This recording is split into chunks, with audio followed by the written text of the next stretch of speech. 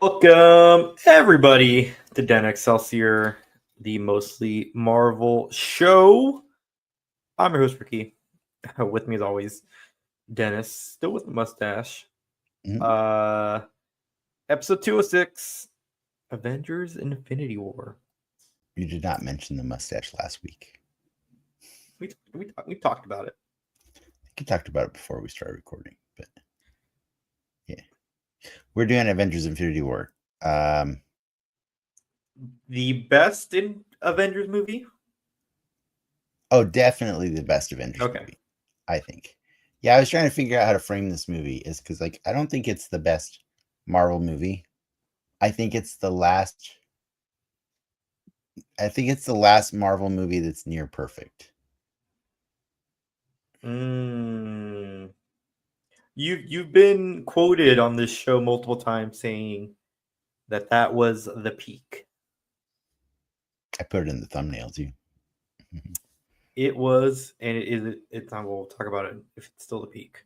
Yeah, But we'll talk about that later. Before we get into all that is and was Infinity War, what you been up to?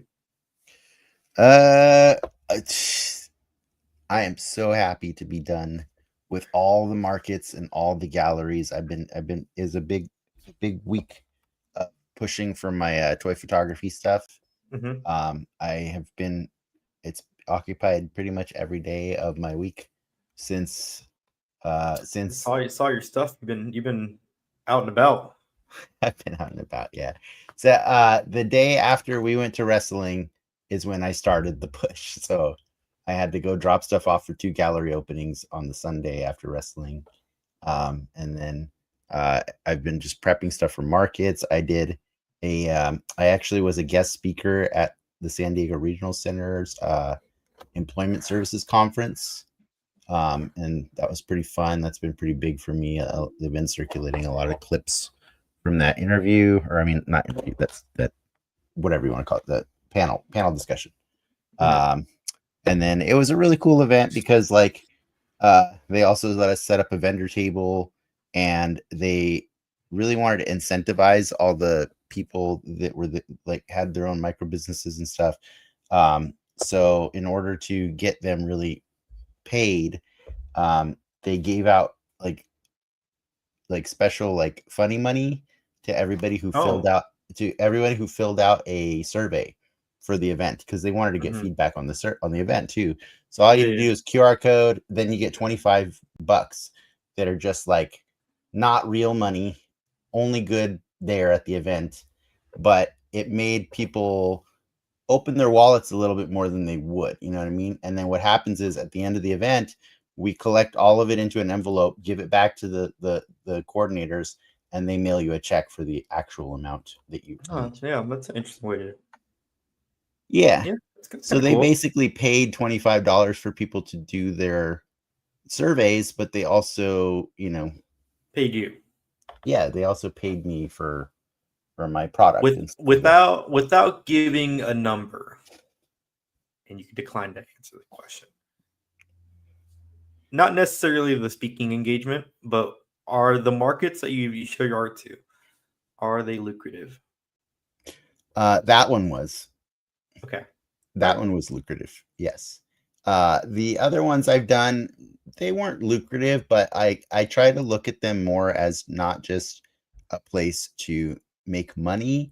It's more of a place to connect with people.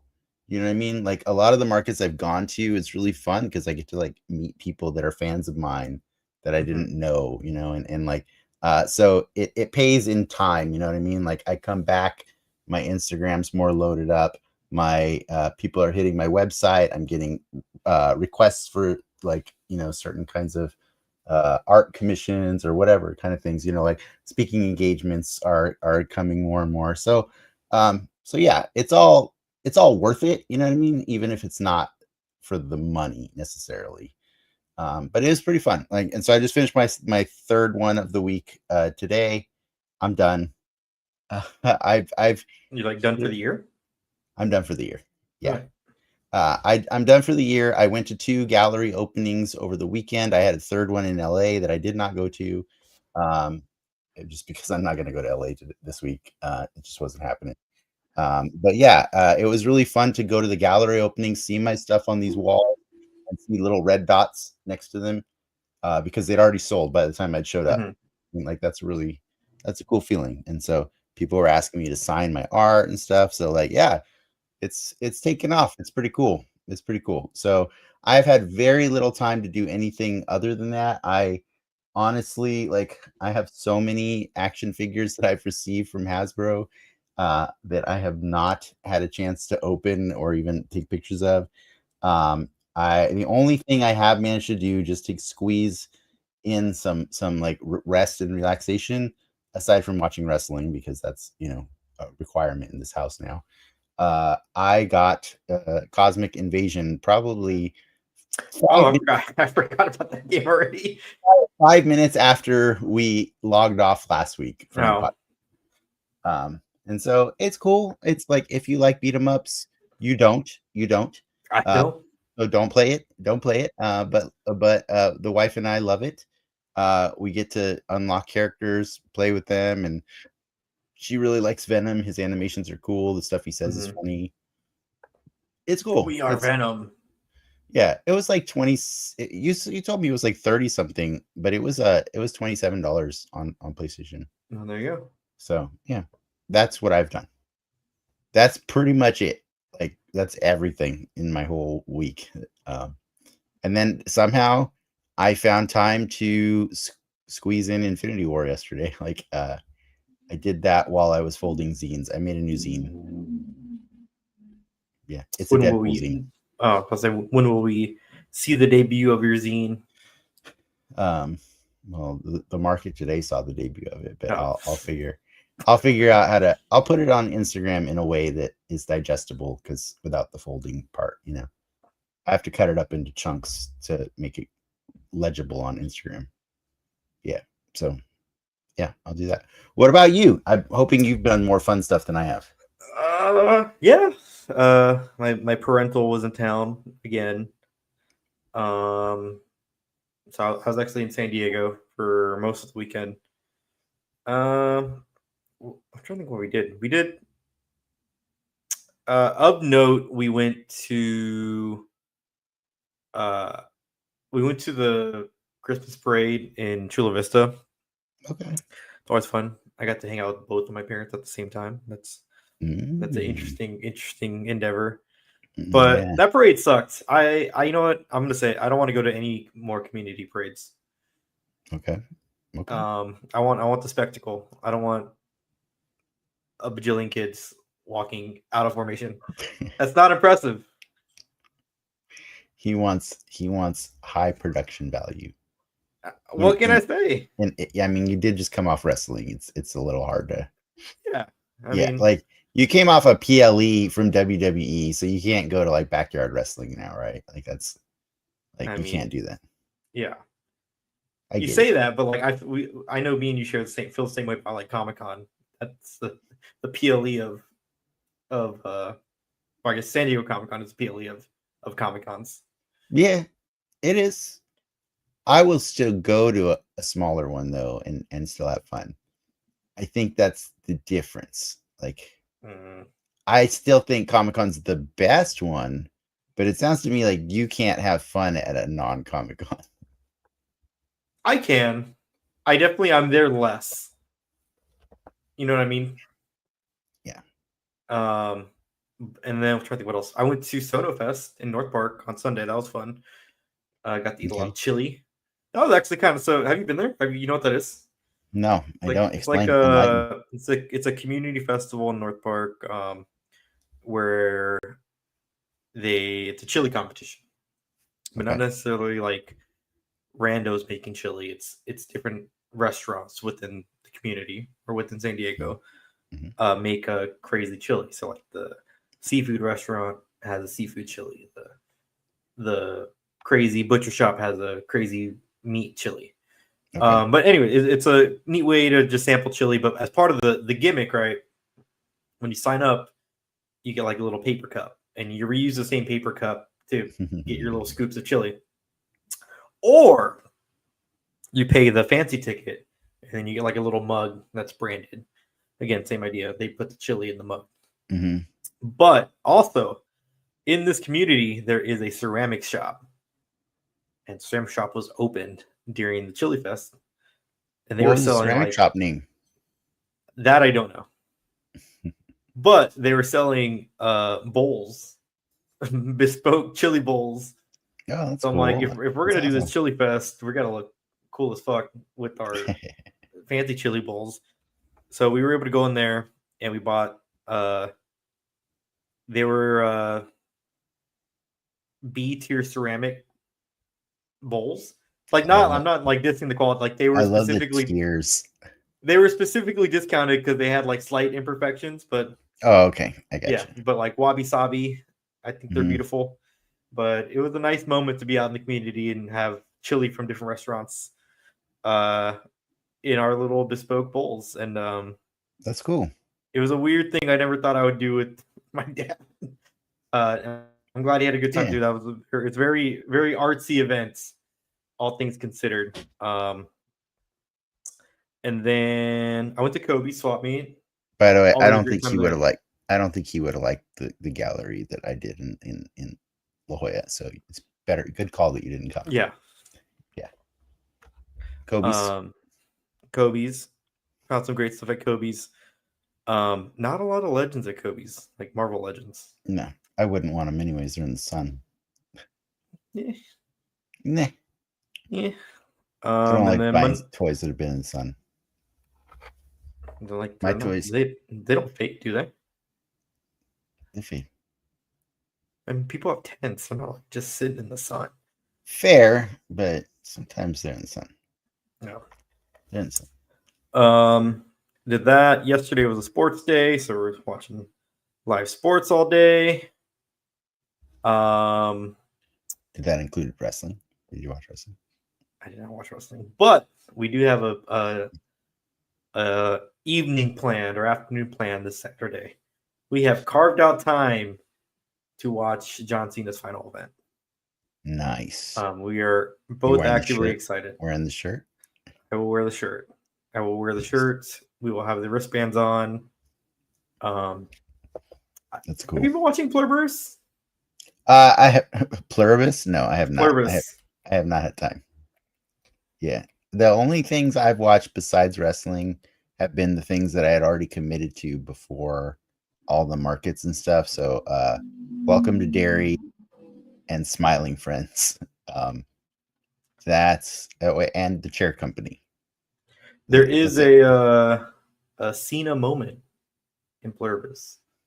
Okay. I'll watch it eventually. I've heard it's good. It's he's the guy fully did in the Breaking HBO. Bad, right? Yeah, same guy. It's Vince Gilligan, right? Yeah. Yeah. I'll watch it. I just have not had the time. So I will get there. Yeah, there's a lot of things I want to watch. There's a lot of things I want to do. The last movie I watched was Frankenstein, but we talked about that last week. Yeah. Yeah. The next movie I'll watch is Avatar. I would like to believe I'm going to watch a movie before Avatar, but I'm going to relax hard the rest of this week, just so you know. Like I'm tired, man. Like I have gone 10 days nonstop. I'm pretty dead. I feel you. Yeah. Like, oh, you know what? I mean Sunday I kind of rested, I guess. But I did make my new zine, so whatever. You're excited about Avatar, aren't you? I've heard good things about it. I think those movies tell me and the listeners what it is that gets you going with Avatar.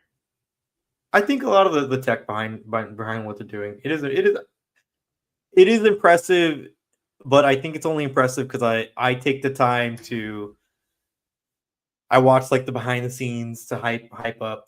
Like there's a specific shot in the last movie, the second one, where they he's grabbing the fish horse thing and he like tightens his reins. And if you look at it, it's like I think like a 2-second shot at that. And it looks really good, like for a CG shot. And then you kind of come to find out that is actually not a CG shot. That's a real. They specifically dress the thing up to look like that for those 2 seconds. Really? Yeah, and they do some interesting tech with like mixing CG with live action, but they have the way they control the lighting to get the certain effect on the CG model is interesting. So like seeing that type of like tech within Avatar really fascinates me. Do you think that Sam Worthington is as rich, richer, or less rich than he deserves to be?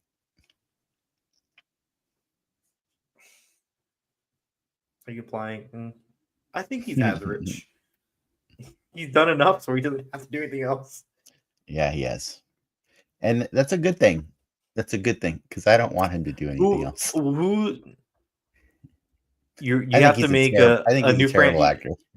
You got to launch a new sci-fi franchise. You going Sam Worthington or Taylor Kitsch?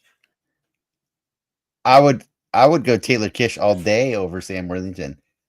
Just to be clear, like, I mean, if we're doing this, you know, like apparently Quentin Tarantino's having fun just blasting. Paul Dano.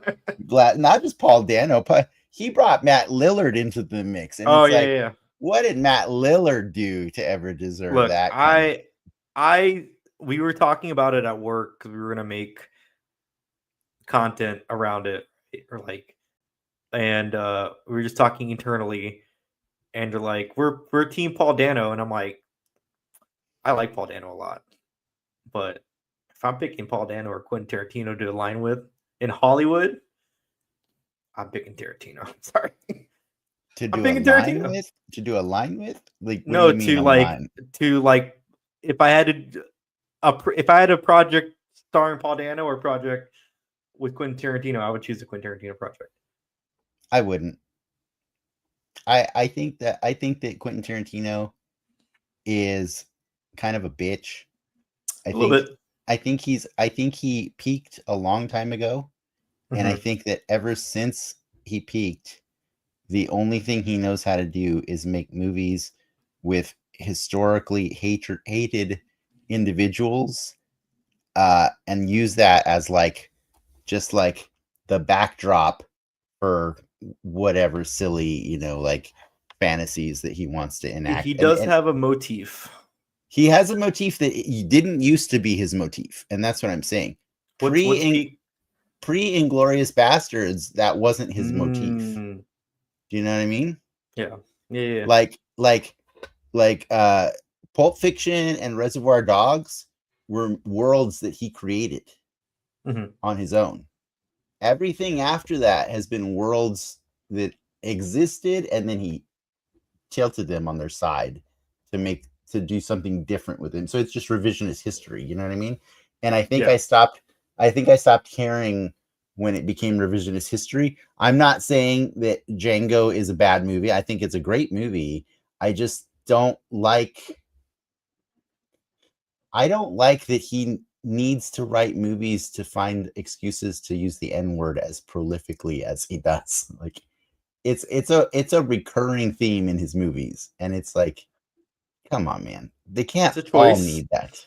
Yeah. It's a choice. You know what I mean? So I'll take Paul Dano any day over Quentin Tarantino. I'm just saying. I think Paul Dano is a fantastic actor, and he's made good choices. You know what I mean?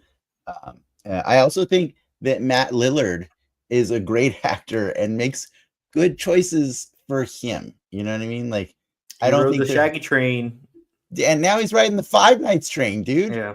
You know what I mean? Like Five Nights at Freddy, like he makes movies for the fans. You know what I mean? And I think that's cool. He makes projects for the fans.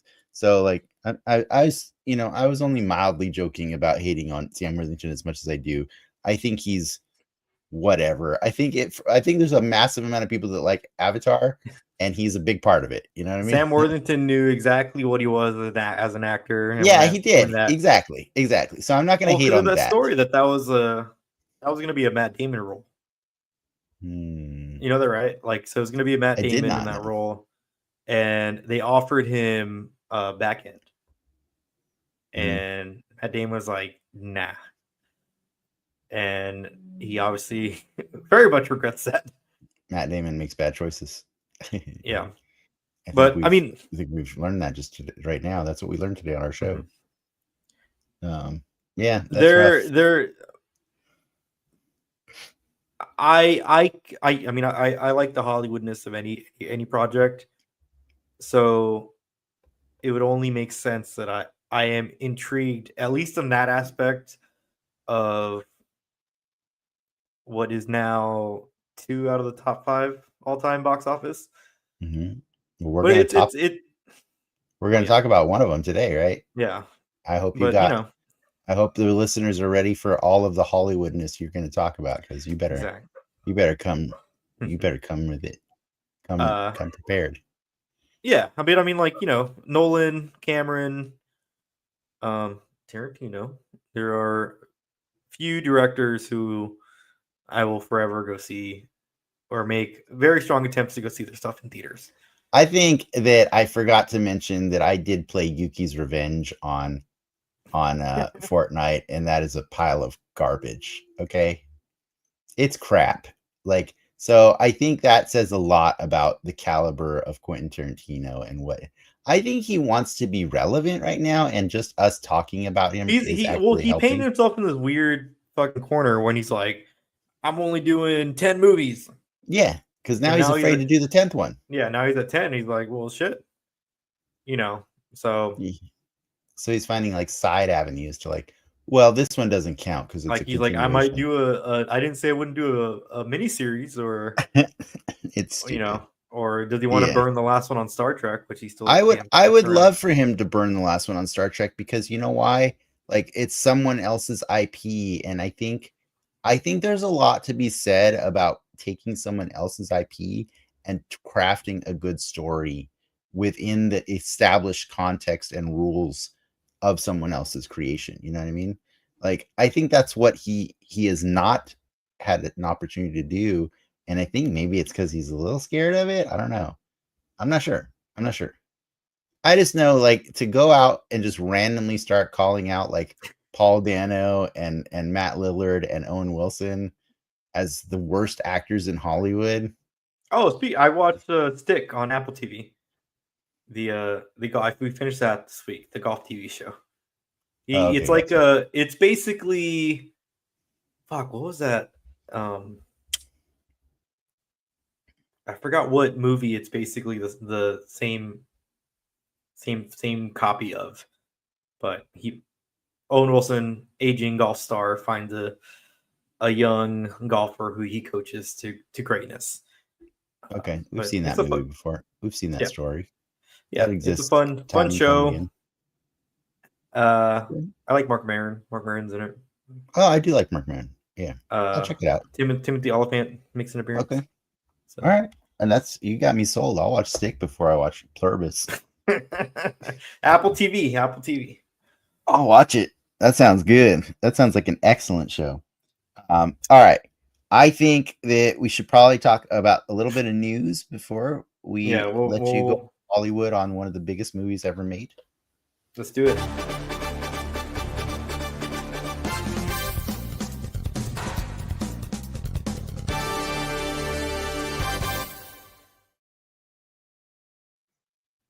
Alrighty. I forgot the biggest news to get it queued up, but we'll talk about it now. Scarlett Johansson is in talks and circling a role in the Batman 2. Okay, I'm a little weirded out that we're still casting the Batman 2. That movie's not for a while. Oh my god! I mean, remember Zoe Kravitz is out of the Batman 2. Oh, she is? Yeah. Is she out because like her character's not in the movie, in the story? I think it's more of that, if I'm not mistaken. Okay. Just to be clear, before I don't want to spoil too much of your news, but do you have anything about the Paramount, Netflix, Warner Brothers? Yeah, that's part of it. I mean, we can.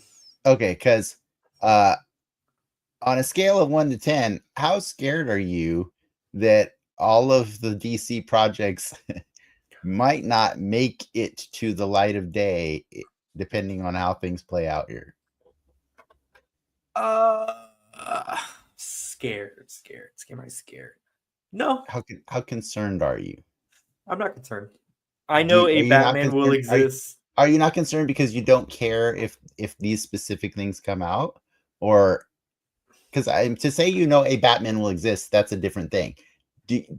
Are you concerned that the Batman 2 is in jeopardy about with these things? Are you concerned that James Gunn's entire universe that he's creating is in jeopardy because of these No, talks?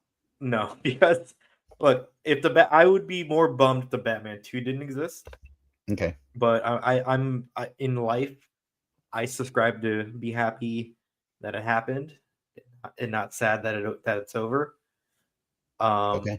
And in terms of the James Gunn stuff, a little bit of the same sentiment, but also I'm willing to roll the dice again on a Superman. I mean, if it's still early enough, so like if you're gonna do it, might I as well guess do it we're now. ripping the Band-Aid off, right? We're ripping the Band-Aid off early. Yeah, like all right, All right. That's it. I like that take. I do. I don't subscribe to the same philosophy as you. So not that I'm gonna sit around and mope over what could have been, but it will feed the podcast for several episodes for sure. Well, I mean, we're on this whole. I do not see that merger as a net positive. Well, I think most people do not see that merger as a net But positive. Yeah. if I had to And pick by that between, merger, we mean either one, right? if I had to pick one, I'd rather go to Netflix than to Paramount. For sure, because Paramount became the empire somehow. Yeah. They are the evil empire, I think, and Jared Kushner's involved. That's not good. That's not good ever. So, by the way, side note, I think I learned recently that just because it does relate, because Jared Kushner loves doing deals with Saudis. I learned something that made the WWE stuff hurt a little less, because a lot of people are really butthurt about all these events that are going to Saudi Arabia. WrestleMania 2027. Royal Rumble, more recent, more Mhm. coming soon. It's in 2 months, I think. Royal Rumble Yep. is scheduled to go there, and then WrestleMania. I learned that actually all of these bookings, they were done by Vince before he left. This was a contract that he signed with the Saudis for a 10-year deal. So we can expect big events to go to Saudi Arabia for the next 3 years. And you can whine about it all you want, but it was a deal he did before he dipped out. You know what I mean? And so I kind of see those things as um, it hurts less knowing that. You know what I mean? I'm like, hey, they're just making the most out of what they got. Contracts suck sometimes. So I'm just hopeful that whatever happens with Warner Brothers, that some let's be real. I would say that Disney buying Fox played out pretty nicely so far, right? I think we're getting a lot of bangers from Fox lately, right? Like Predators in good shape, Aliens in good shape. I mean, I think it's too early to tell. Right. Really? The effects of these types of murders, you probably.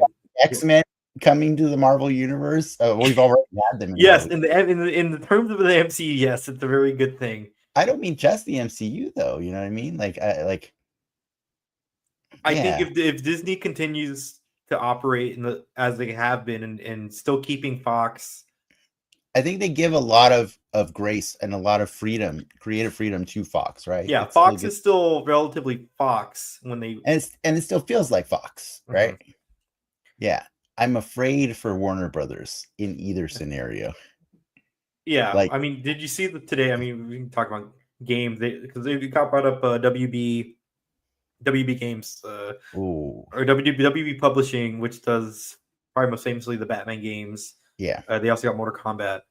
Yep. There was a comment coming out as like the deal, basically saying that the value that they bring to this merger was not factored in because it's non-existent, and that's crazy. Wow. it's crazy and it's sad. So I think obviously stuff's gonna be lost in the sauce. I know for damn well Netflix does not care about games. So Yeah. Yeah. but I would still rather see this IP with them. Um, but yeah, this is a toughie. It's kind of It's sad. it's very sad. It is one of the oldest movie studios in Hollywood, in America, and it's pretty crazy to I mean, see Warner Brothers in this position. Yeah. just like we're ready to cash out or Yeah. cash in. Yeah. I mean, in fairness, Warner Brothers has been bought by many companies over and Mhm. over again, but it's never been absorbed by another like competing entertainment group yet. I think like we're in late stage capitalism right now. We're in the end game now, as Doctor Strange would say. Like we are in the final 2 a.m. stretch of that long ass Monopoly game you played on Thanksgiving. Just give me my Whalen Yutani future. Like, just let it happen. All right. Well, I didn't mean to jump the gun on all your news, but I just feel No. like that's the one piece of news that has been like haunting me all weekend long. Is it's like, what is happening to the things I love? I just wish Warner Brothers, like, and I wish Warner Brothers, and more specifically the DC universe, could just catch a break. You know what I mean? Like, and it's I really, really want DC movies. I mean, so in theaters. the part of thing this to remember is Warner Brothers was not up for sale, right? I think that's the key piece of it. I forgot who started it, but someone threw out an offer, and they're like, I guess we're gonna take some offers. I think Paramount threw out the offer. Yeah, I think first, and then Netflix had the winning bid. For context, Netflix only wants the studio. I know piece of they this don't pie. They don't want the rest of it. Yeah. Yeah. Whereas Paramount wants it all. I mean, you never say never, but it'd be interesting to see if they try to piece out IP. That'd be an interesting. Yeah. Imagine if Disney takes a swing at the DC stuff. Ugh. Well, I mean, just for some awkwardness, just if Netflix gets this this whole thing, AEW is contracted through Warner Brothers and so you could, and Netflix has a contract with WWE, so you could see a world where AEW and WWE just become. I feel like that's inevitable, anyways. I mean, that's called monopoly. Like it's at some point. Yeah, but wrestling, it's a cycle of wrestling. There's different things and they come together. It's weird though. It's a little weird. Like it's better for business in general when there are multiple strong 100%. Competitors. Yes. All right, cool. We can move on. What else? Last bit of DC news. We're getting a Supergirl trailer this week. Oh, sick! Posted for a universe that's gonna fall apart in 2 years. Yeah, so we get to see the end of that here soon. Okay. We talked about it a little bit last week, but Magic the Gathering officially announced their Marvel superheroes line. So all the other heroes, it's kind of funny. Spider-Man gets his own set, and then everyone else gets lumped into one. That's how Marvel Legends started. Just so you know. Yeah, know what makes your money. But yes, cards featuring the likes of Fantastic Four, the Sentry, Captain America, and more will be coming soon to a card shop near you. And then to round out the news, we had 3 new legends also announced at the CCXP in Brazil. Mm-hmm. As predicted. We have what they're calling a reissue. It's not a reissue. This is a brand new figure. Repainted. It's not a brand new figure. This one is. They're calling this one the No Way Home Amazing Spider-Man reissue. Yeah, it's a reissue because we have already gotten that toy. He came in the 3-pack. This is not the final swing one. No, this is Andrew Garfield. Okay. It's Andrew Garfield. So you can see the spider on his chest. It's Andrew Garfield, and we've already got this figure before. That's why he's in the special blue But the reissue colors box. are different. He's a little A brighter. little bit, just a little bit different. Yeah, but he's the same figure without the Andrew head. See, anytime they're in that box, you know that's the special box for people who didn't get something the first time around. Now this is a work of art. Like this. This is a mold reuse for the legs, right? It's a mold reuse from the neck down. Well, you just get two different heads. Two different heads. This is the lizard Build-A-Figure from a few years ago. Reissued as a deluxe collector's or a deluxe individual single box release. But that second head right there is good. It is amazing. Yeah, it is comic accurate, it is cartoon accurate. It's a lot of things, because like they released an animated series version of the lizard on card I think last year, but he's the smaller body, you know what I mean, like the smaller like this is the monstrous lizard that I like, that I read in comics like in the 90s and stuff like that. So and I really love the refreshed paint, you know, like I think the brighter green and the brighter purples really pop, and it's a really good, it's a cool figure. That was a no-brainer for me when this one went up for pre-order. I was in. It's too good. Last but not least, a red She-Hulk. Beautiful. It's on the new She-Hulk body. It is gorgeous. I love it. It's gorgeous. Take my money, please. Yeah, that's all I got to say about that. So I pre-ordered those two. I'm not touching that Andrew Garfield. I don't care. Okay, I don't care. If they're in that blue box tells me that's not for Dennis. That's for somebody who's jumping into the line, you know. It makes it easy because now I have like a cutoff, right? Like I actually have a cutoff. Like I know I've been seeing stories about a lot of people are canceling their pre-orders on the Emperor Doom, or sorry, Sorcerer Supreme Doom, whatever it's called. Emperor Doom, yeah. Is it Emperor Doom? Mm-hmm. It's the one with the Doctor Strange cape. Yeah. Mm-hmm. It's literally just a Doctor Doom and a Doctor Strange cape. That's it. Yeah. The chest is different. The chest is painted differently, right? Yes. I think, yeah. People are kind of bummed about that one. Anyways, yeah. Thank you for recapping. It makes me confident that I didn't miss anything. I always appreciate it. Yeah, I'm excited. I'm excited that Hasbro likes to take some time off now for the rest of the month, so I don't have to, open up my they'll wallet be back anymore. first thing. They'll be back in late January for sure. It's for sure. But all right, you got anything else? Any other news? That's it. Nope. Let's do it.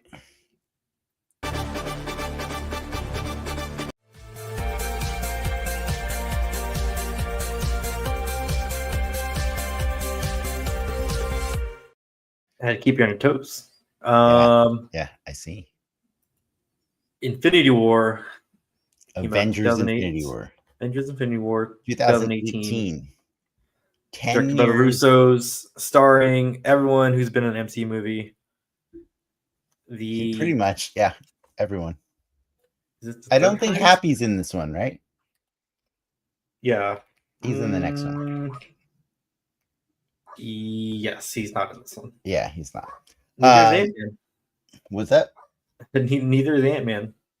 Or MJ. The now seventh highest grossing movie adjusted for inflation. Oh, it's 7th now. Okay. By the way, a small piece of news related to it. I heard they're planning to bring Endgame back to theaters next year. Yes. Endgame will be back in. That was another part of the news I forgot. Yeah. I believe it's September. They're going to bring Endgame. I'm kind of bummed they're not bringing Infinity War back to theaters. I mean, do you want to watch it in theaters? Have you ever gone to a rescreening of these? I mean, I saw this movie like 3 times in theaters. Well, have you ever been to a re-release? Let me ask you that. Have I been to a re-release? I've only ever been to one. I was really close to going for the Transformers movie. Really close. The original. I saw Saw for its 10th anniversary. Okay. That was a good theater one. That first Saw movie's a lot better than I think I remembered. But yeah, in fairness, no, I haven't. I have gone to see like community events, like where they like play something like at the park or something like that. I've seen movies like that. They also announced for Star Wars' 50th, they are re-releasing the original version despecialized. Yeah, I know. I saw that. That's crazy. I'm super excited, but they've been restoring the film. Yeah. So like it's going to be 4K. It will be an IMAX release. Yeah, it's going to be amazing. I want to see that so bad. So I saw all the Star Wars movies when Lucas started remastering them. Does that count? 98? 90s? Yeah, 90s. Okay. Yeah. It counts. Yeah. I saw those. Yeah. They're poop. Yes, Infinity or Endgame will be coming back. But yeah, let's talk about Infinity War. Yeah, I'm just saying I think you should release both of them together in like a 2-day event kind of thing or something like that, I think that I like Endgame. I really do. I think it's a super fun fan service moment in time that we'll always have and cherish. It has some of the greatest like theater pops you'll ever get like in our generation. Like these two movies are in every way this generation's equivalent of Empire Strikes Back and Return of the Jedi. Did we see Endgame together? Hell yes, we did. Yes. Did? We saw Infinity War together. Both. Irvine Spectrum. We saw Endgame together? I'm pretty sure we did. I don't remember watching Endgame with you. I honestly, it's hard to remember a lot besides the reactions of the crowd. But also because I like to drink before those events because they were like I remember we ate and we went to the Spectrum.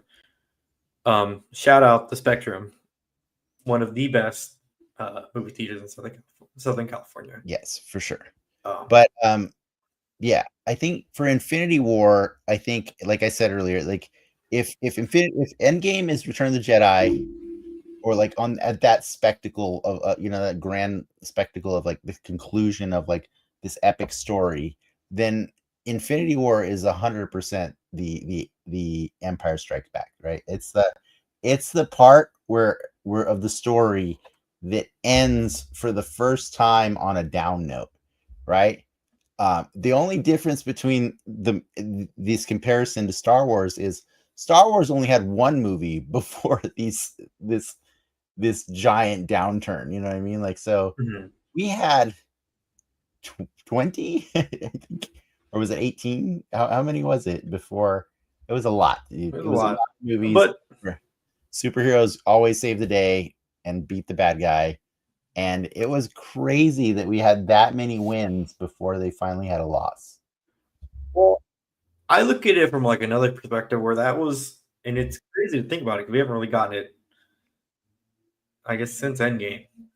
But like for me, that's like when the MCU came together, right? Yeah, for sure. It is Avengers 1 is the first time we were like where we saw the potential. Yeah, like, but it's Avengers 1 is things considered like very grounded compared to like Infinity War.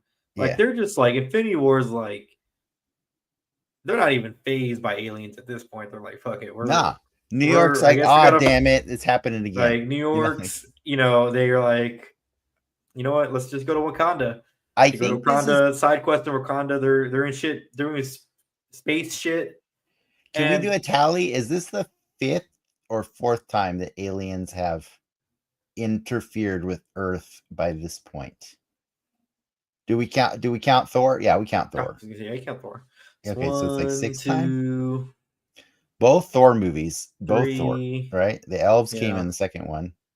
4. Guardians 2 had Ego taking over the Dairy Queen. Avengers.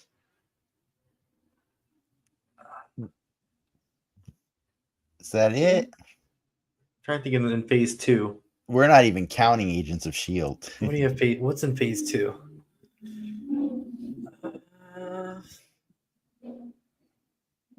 Yeah, 5. That's a lot. It's a lot of times for the Earth to be invaded by aliens or affected by aliens. It's pretty crazy. So like we have to accept that their world is just different from ours at this point. But we still love it because it's still, we grew up with these characters kind of at this point, Mhm. like what's happening. And so I think there's a lot of good storytelling happening with Iron Man in this movie, because it is everything that he feared, and all the paranoia that he had in Iron Man 3, all the anxiety, all the PTSD, right? It's all valid. It's validated Mhm. by the beginning of this movie when Thanos sends his um The what do Black you call it? Order. The Black Order. Thank you. I was trying to think of the last word. The Black Order is sent down to Earth to come get some Infinity Stones and stuff. Blah blah blah. It's a MacGuffin hunt through the whole movie, but they find a way to do a MacGuffin movie where there's actual stakes and you actually care about the character interactions that are happening. And I think that's what makes this movie so special. Is yes, there's a lot of fan moments that where you're Mhm. getting excited, like one by one at the beginning of that movie, like when Doctor Strange and Iron Man meet, you're like, oh my god, Iron Man Well, just met Doctor it's Strange. it's a MacGuffin hunt in the extent where each individual MacGuffin has a whole movie or movies worth of lore For reals. behind it. Like it's I don't it's like it's almost like the best part of like the Lord of the Rings movie in that sense. Or like Yeah. there's certain things in those movies where like if you look at it and it's like, oh that shit, that's a thing from the book that they might not even talk about, but it's there. It's kind of the same aspect, but that history is there with each stone, with each character, each location. So where it's like you put all these ingredients into a cake or a meal, and you're watching it like cook in real time, and like you're excited because everything's just working together. Like it's all piece by piece fits perfectly. Yeah. um I'm just for fun, just because like Mhm. there's a lot to talk about this movie. So I don't want to I want to give you time to Hollywood out on the nerdiness. But I think from a fan perspective, just like from a just having fun perspective, who's your MVP in this movie besides Thanos? Because even the Russos have gone on record, right? Infinity War is Thanos's movie, right? And Endgame is the Avengers movie, Mhm. right? Like that's kind of like, even though it's framed as still like we're following the heroes, like he's kind of the protagonist of this movie, like in a lot of ways. Like it's his story that is being told, and then at the end he gets his happy ending, right? So like Thanos aside, which by the way, Josh Brolin still phenomenal to watch after all these years. Like as much as I don't like Avatar, I do think that CG character just killed his performance. He's up there with Gollum for sure. Yeah. Um, Aside from him, who's your MVP in this movie? I don't want to say Tony because I do hate the suit in this movie. I hate the suit so It's a little goddamn too much. CG, right? It's a little Yeah. CG. Um. Same with the Oh, the easy Doctor Veronica. Strange. It's Doctor Strange in terms of like whose stock went up the most. Yeah, No question. 100% agree. Like I geeked out so hard on the Doctor Strange we got in this movie versus what we got in his own movie.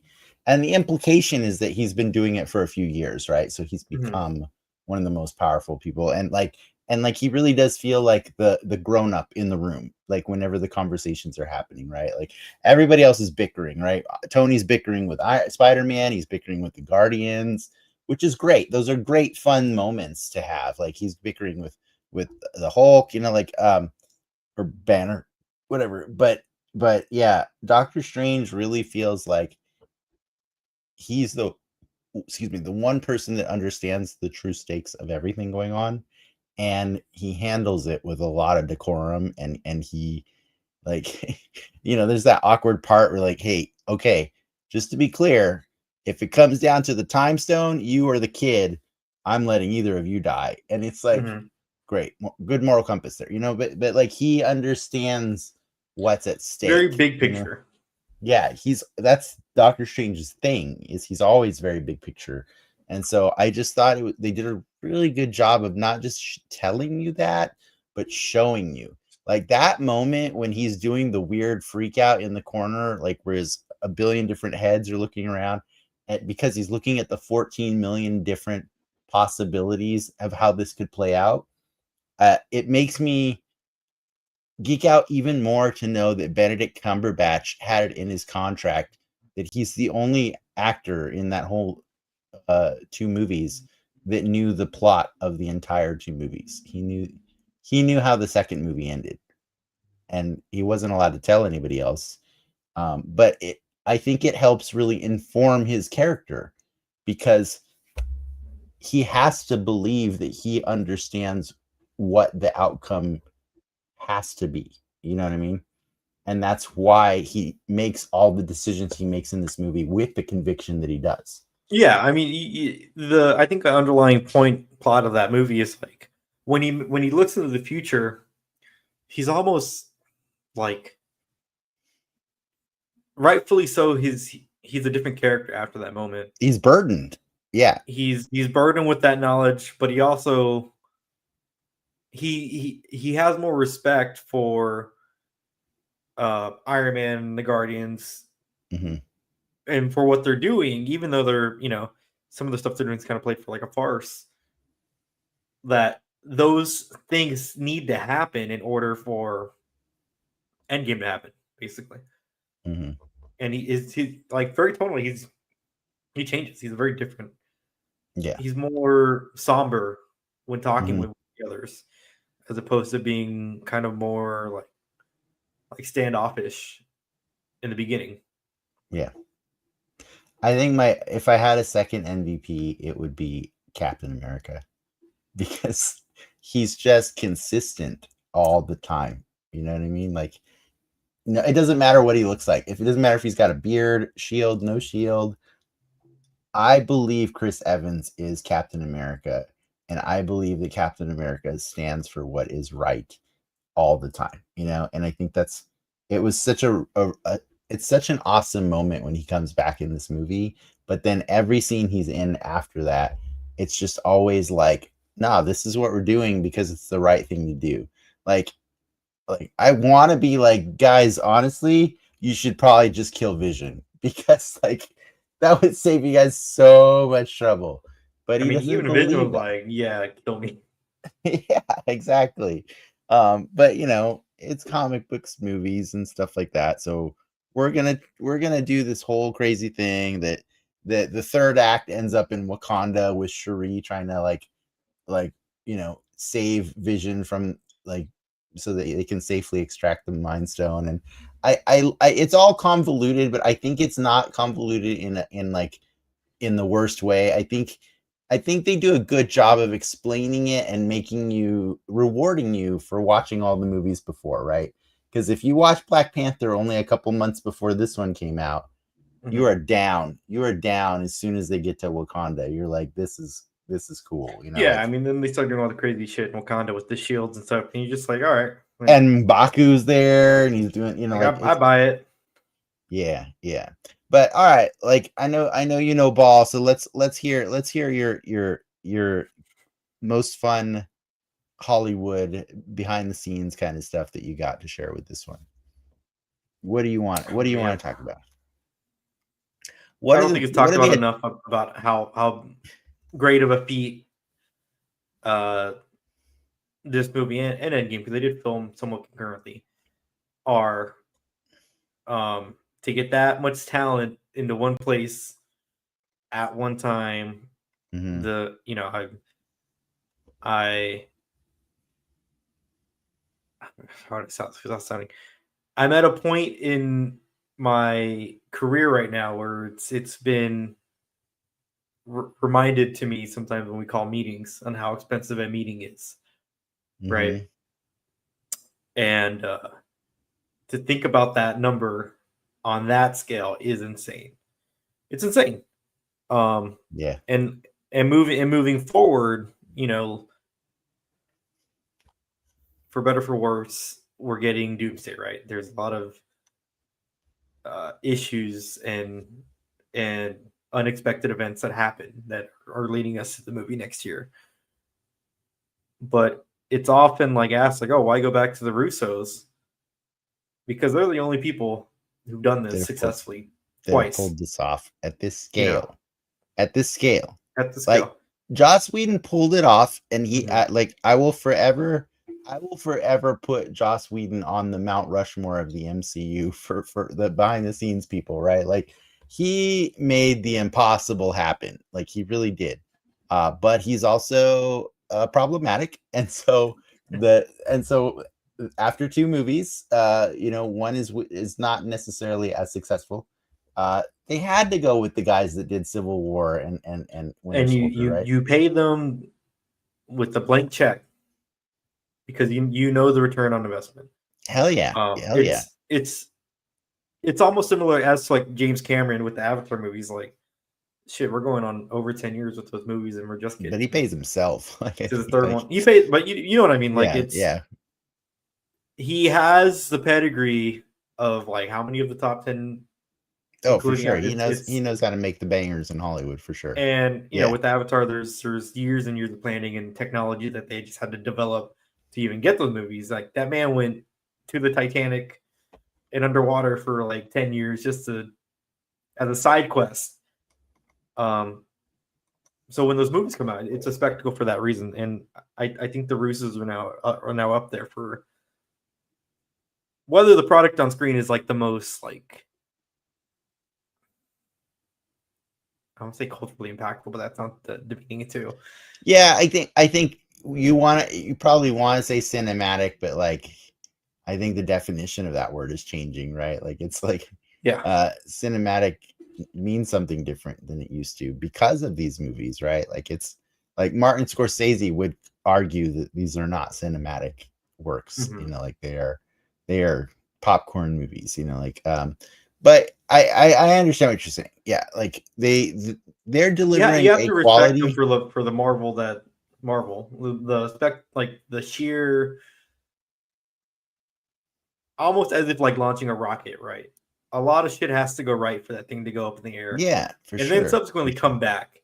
And also there's the restraint on who not to use, right? Like, because they had everybody. They could have had everybody.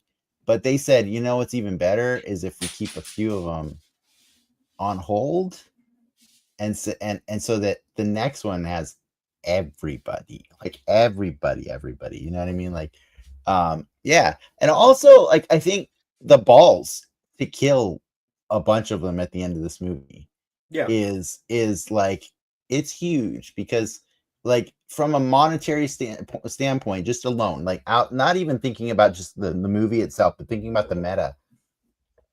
We just got done watching Black Panther last week, which made like $1 billion. Like, that movie came out only like a couple months before this one, right? Before that, we watched Ragnarok and Spider-Man, which also did gangbusters, both of those. But we got Spider-Man and Black Panther introduced to us like in their own movies. Granted, they got introduced in Civil War before that, you know what I mean? Both of them.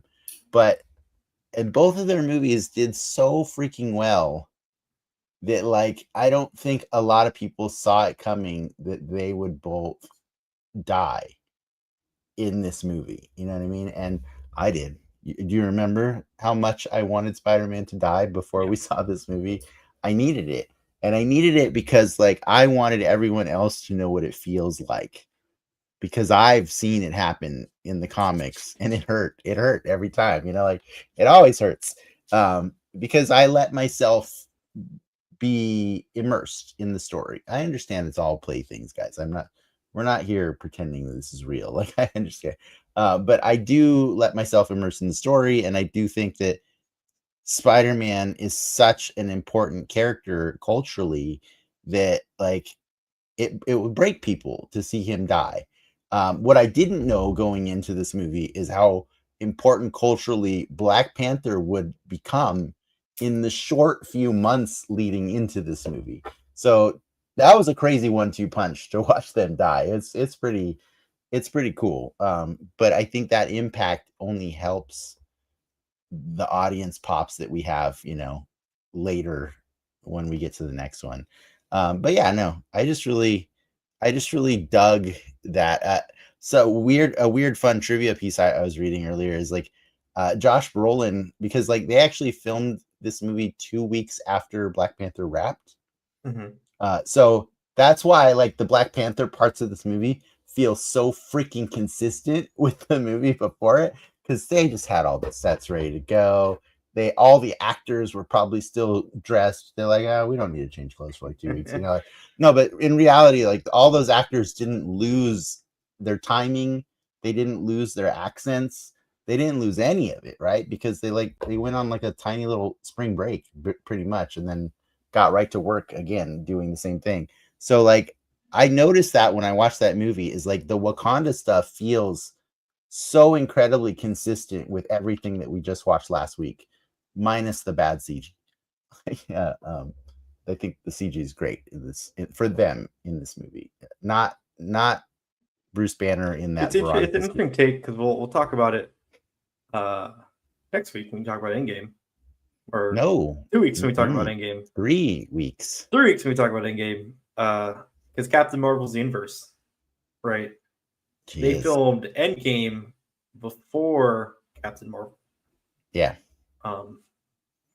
But that's why the Black Panther stuff feels so good, right? Because like they already lived in those characters. They went on an entire journey with those characters as actors before they filmed this.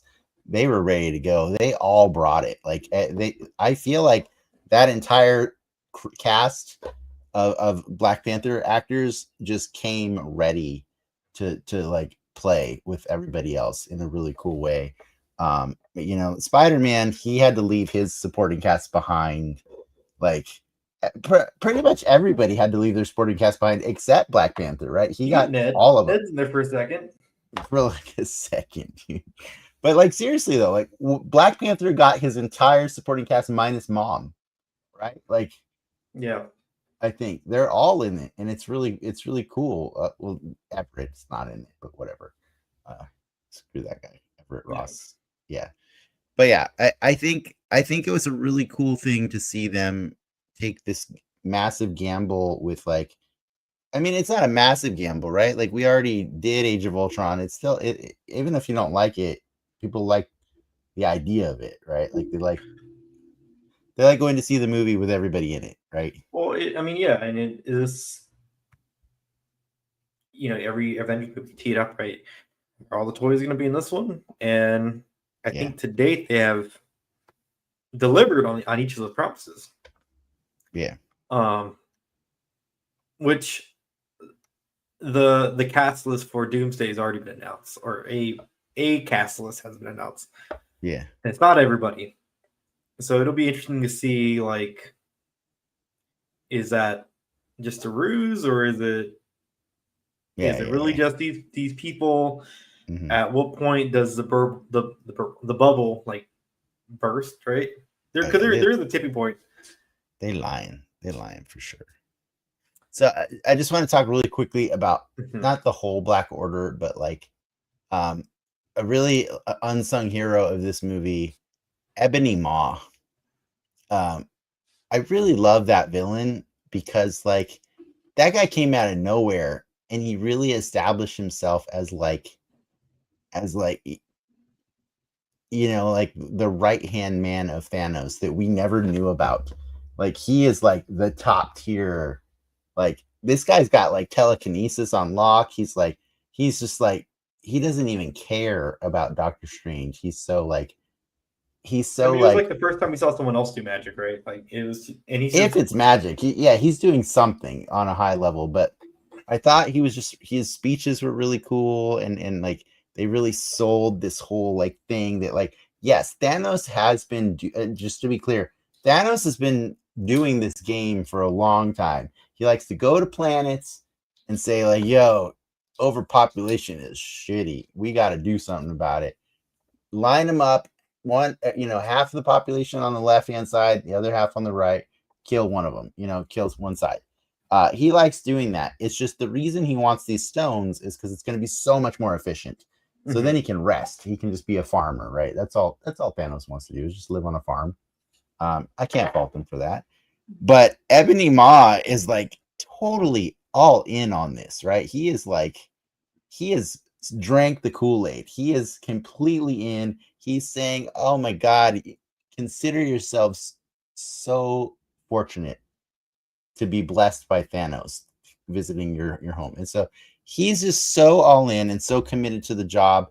And I think he does a great job of being the mini boss of this movie, right? Like, because I would say the other ones, like, they don't really have a lot of character, right? Like they're more like, yeah, they're henchmen, they're more fodder. But like Ebony Maw he's like the first movie of this story of this like this, and Infinity War is like 5 movies, right? It's like at least 4 movies. I would say he's like the first movie, and Spider-Man and Doctor Strange and Iron Man help defeat this guy.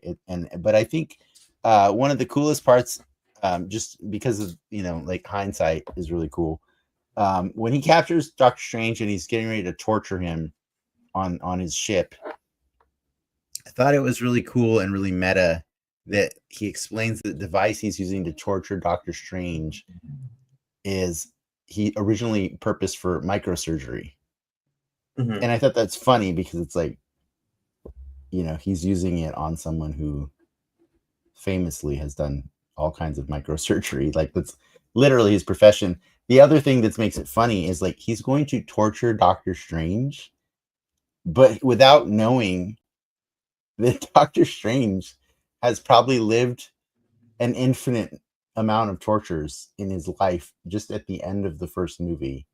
Do you remember? Like, well, on the flip side, yeah. I mean, he also knows that the spell that Doctor Strange has is unbreakable, right? Like he's also smart enough to recognize that like they're at kind of like a stalemate, Yeah. But I just think he's such a cool character. I was really happy to meet a new villain that we never got to meet before. You know what I mean? So, yeah, he was fun. The rest of them, Proxima Midnight, Corvus Glaive. I forget what they call. They don't call him Black. They don't call him Black Dwarf in the movie. They call him Corvus, or he's no, the big guy. The big guy. Oh, they call him. They call him the other name for the Black Order in the comics. I can't remember what his name is. Yes, but he's Black Dwarf in the comics. Anyways, they're all fine. They do the job. Like they're giant CG aliens. You got the Outriders. The Outriders, yeah. Rocket calls them space dogs. It's funny. It's all good. There's lots of quips, lots of fun to be had. Bucky comes back. Thor teams up with Groot and Rocket. Star-Lord. That's probably the weakest part of the movie is their side quest. I think it's weak for Thor. I don't think it's weak for Rocket. I think it's good. I think it's good character development for Rocket to avoid Thanos, right? Like, he has strong survival instincts. He really does. That raccoon wants to live all the time. But I would agree with you, and I think that Peter Dinklage's cameo in this movie is pretty terrible. Like, it's kind of dumb, right? Like, I don't know. I don't know what he was trying to do with that character, but it comes off sounding dumb. I don't know. It's yeah. Weird. But aside from that, like, I think the only thing I'd want to like highlight is like, after all these years, how you feel about Star-Lord in this movie. Like, a lot of people were really, really angry with Star-Lord at the end. Well, it's hindsight's 2020, right? That needed to happen. It needed to happen, but I also think it's perfectly in character with him. He's a man-child, right? Like, he never really grew up. Like, I mean, this is probably I think Star-Lord is good in this movie. It's probably my least. I think Drax is at an all-time low. I hate Drax in the movie so much. Okay. I hate the comical character that he becomes. Overly comical. But I think it's in line with Star. Like I don't see no issue with what he was doing. Yeah. And Gamora dying was, I think I wasn't necessarily sad for her dying in this movie. I was more sad for like, what does this do for Guardians 3? Do you know what I mean? Like that's like because I do believe like I gotta be real. Like a lot of the deaths that happened in this movie, I knew were gonna get canceled out. Mm-hmm. But the one death that I was pretty certain was technically not going to get canceled out was hers. Well, and it doesn't. The right? Guardians 3 was if I'm not mistaken supposed to come out. When did he get canceled? It was supposed to come out like 2020, so like right immediately right after, and then he switched up to do Suicide Squad. I mean, I don't know. I feel like he already had like an inkling of what direction they were going with, you know? Yeah. I just feel like I wanted to see the story of Peter and Gamora play out, and it was heartbreaking to find out that we don't get to have that story. And it's the Gamora that we get is a different person. She's just a different person, and you have to accept that, the same way we have to accept like it's the different Thanos that comes into the next movie too, like it's like it makes it all weird. Like things get muddled in the next movie. Like a lot of stories that were being plot threads that were being set up. We all had our theories for the rest of that year about how they'd play out, right? Yeah. What were you gonna say? So what's interesting is probably Peter's story is probably the one I'm most curious to see like moving forward. It probably has like the biggest blank. Yeah, Star-Lord's story. Okay. Interesting. Okay, yeah. I feel like I don't care anymore about what happens to him. But I think that's the meta of it because I just don't think I want Chris Pratt to be in things as much anymore. I think, you know what I mean? Like I can't help that. I can't help that. Sometimes it happens. Don't look up some Kelsey Grammer quotes. I have seen those. Those are freaking rough, man. He's beast, huh? That sucks. That is rough. Yeah. But yeah, I'm just curious before we go, like, have you ever read the Infinity War comic? I have read Infinity. Oh, that's a very different thing. Yes. So Avengers Infinity War was based really off of the Avengers Infinity Gauntlet comic book. And there was that comic was so big in the 90s that it got a follow-up that was Avengers Infinity War. Not quite the same. The Infinity Gauntlet story, honestly, the movie did it better. I'm just throwing that out there. I'm curious in the comments if anybody has any hot or any opinions on my hot take, but that comic kind of sucks compared to what we got. Because I know a lot of people they were upset that Adam Warlock's not in Infinity War. They're upset that Silver Surfer is not part of the Infinity War story. They're upset that Nebula doesn't defeat Thanos at the end of the story like she does in the comic. But like honestly, like Mephisto's not in the story either. He's a big part of the comic. It's just a different thing, and like I think the whole point of us doing these shows, like where we go back and revisit all the old ones that we missed before we started doing the podcast, is I think the big takeaway has been like they became their own thing in 2008 with Iron Man. Like, and they've always been their own thing. And I think that's okay. It's okay because if it was exactly a carbon copy of the comics, it wouldn't be as fun, right? It just wouldn't be as fun. And honestly, sometimes it'd be kind of stupid and problematic. So I'm fine with where this is. But for me, this movie just delivered so much surprise and so much so many children crying at the end of this movie. There was a lot of crying in that theater when the credits rolled. I remember that, and I was drinking all those tears because I just really like it. It's not that I'm like super evil, like in that, I want to see people suffer. It's that like the reason I love comic books so much is because the soap opera is delicious. Like it's like you have the highs, you have the lows. And I felt like I said earlier, is that with all these superhero movies, and in fairness, it's a lot of the reason people don't like superhero movies is because you know how they're going to end when you go into them, right?